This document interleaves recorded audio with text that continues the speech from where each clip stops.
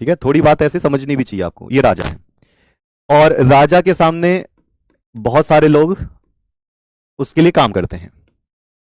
ठीक है, राजा अच्छा है, बहुत बढ़िया बात है। ये देखो, सब कोई राजा तो हो नहीं सकता, बहुत सारे लोग उसके लिए काम कर रहे हैं।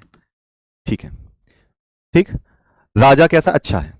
राजा ने अच्छे अच्छे काम किए तो ये लोग खुश रहेंगे, बिल्कुल खुश रहेंगे, है ना। ये बढ़िया लगातार इनको कह रहा है ठीक है तुम खाओ कमाओ बढ़िया रहो, परिवार अच्छा रहे तुम्हारा, भैया सेहत के लिए तुम्हारे अच्छी अच्छी चीजें काम करवा रहे हैं। मान लो राजा बुरे काम करने लगे, राजा इनके घरों में आग लगाने लगे, राजा इनमें किसी लोगों को उठा ले, राजा इनको मार दे, अपने मनोरंजन के लिए खत्म कर दे, राजा इनको तालाब में छोड़ दे, समुद्र में फेंक आए, तो बताओ ये खुश रहेंगे? ये जो प्रजा है या कोई भी लोग हैं जो भी आप समझते हो, तो अगर राजा बुरे काम करने लगे उस वक्त तो ये खुश रहेंगे? नहीं रहेंगे। फिर क्या होगा? राजा तो लगातार काम करता रहेगा बुरे बुरे, क्योंकि वो राजा है भैया, किसी न किसी तरीके से पद पे बैठ चुका है। अब क्या होगा? वही तो, अगर ये सारे के सारे लोग पढ़े लिखे होते, ये सारे के सारे लोग समझदार होते, पढ़े लिखे होते, तो इनमें से कुछ लोग आगे आते, उनको पता रहती कि किस बात के लिए बोल रहा है।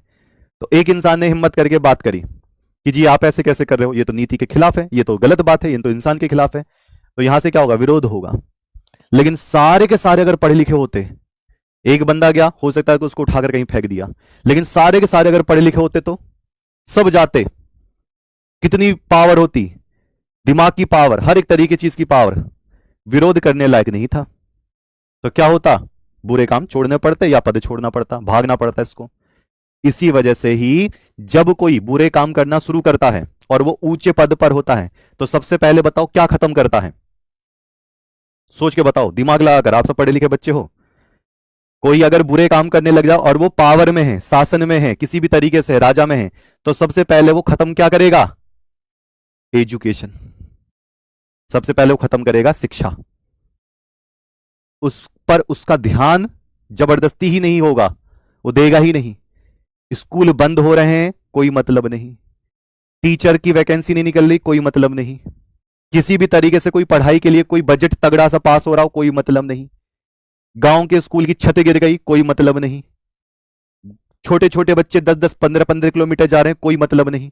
तो सबसे पहले वो शिक्षा खत्म करेगा, महंगी हो जाएगी। एक सब्जेक्ट के ट्यूशन को इतना महंगा कर देंगे लोग, इतना महंगा कर देंगे, हजारों में महंगा कर देंगे, स्कूल की फीस महंगी कर देंगे कि वो लोग पढ़ ही ना पाए, जो पीछे तो पीछे ही रह जाएं। उनसे कुछ भी कहोगे विरोध कर नहीं पाएंगे। तो डॉक्टर भीमराव अंबेडकर जी ने यही बात एक बार बोली थी कि अगर किसी को दाब के रखना है, किसी को दबाव में रखना है, उनको आगे नहीं बढ़ने देना, तो उनसे पहले शिक्षा छीन लो, वो ऐसे ही मर जाएंगे। तो अब मैं यही आपसे कहना चाहूंगा कि आप सब एक पढ़ने लिखने वाले बच्चे हैं, अभी ये बात आपको आगे समझ में आएगी, लेकिन जब आप सीख लोगे ना तो आपके दिमाग में शब्द होंगे, आपके पास क्वेश्चन होंगे, ये क्यों हुआ, ये कैसे हुआ। जब आपके पास नहीं होंगे तो आप क्या करोगे? आराम से घूमोगे, अरे सब कुछ बढ़िया चल रहा है, सब कुछ धर्म जाति के नाम पे बढ़िया चल रहा है, मिल तो रही है 2 रोटी, क्या ही फर्क पड़ता है, हमारे ऊपर थोड़ी ना प्रभाव पड़ रहा है।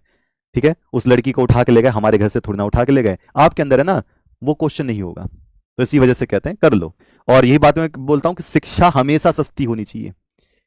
चलो ना फ्री करो, पर शिक्षा सस्ती तो कर दो, कम से कम ऐसा तो कर दो कि महीने की फीस ही 100 रुपए के अंदर अंदर हो, 100 रुपए स्कूल की फीस, बस बड़े आराम से। जो एक्स्ट्रा पैसा लग रहा है, क्यों लग रहा है बार बार, क्यों इस चीज को, भैया 1,000 रुपए फीस लग रही है, 800 रुपए फीस लग रही है, और टीचर कूड़ा, महंगे महंगे फीस क्यों? इसलिए कहते हैं कि अगर पढ़ रहे हो तो बेहतरीन तरीके से पढ़ो।